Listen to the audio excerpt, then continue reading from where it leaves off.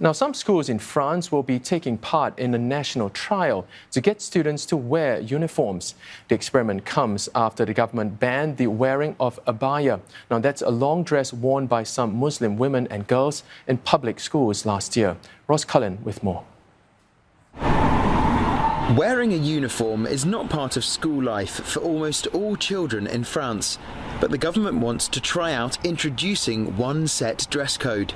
And at the start of the next school year in September, schools across the country that volunteer can take part in the trial. At the moment, pupils can choose what to wear, though some items of clothing are now banned, including the abaya, a loose-fitting dress sometimes worn by some Muslim women. Gabriel Attal, the former education minister who was recently named the country's new prime minister, argued that the loose-fitting clothes violated the national principle of secularism. L'abaya n'a pas sa place dans nos écoles, pas plus que des signes religieux. Au fond, dire cela, c'est être conforme à nos principes les plus fondamentaux de laïcité et de neutralité. Ce choix est un choix de fidélité à nos valeurs et de refus du communautarisme. The Action Rights of Muslims group filed what turned out to be an unsuccessful appeal against the abaya ban at the Council of State, the country's highest administrative court.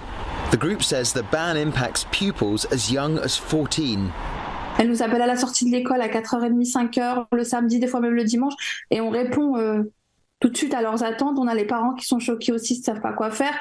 Ils sentent de la discrimination, ils se sentent exclus, ils se sentent pas compris, ils se sentent stigmatisés. Et ils sont choqués, ils me disent « Moi, je fais quoi? J'ai quoi comme loi pour moi ?» C'est terrible ce qu'ils ont fait, c'est terrible.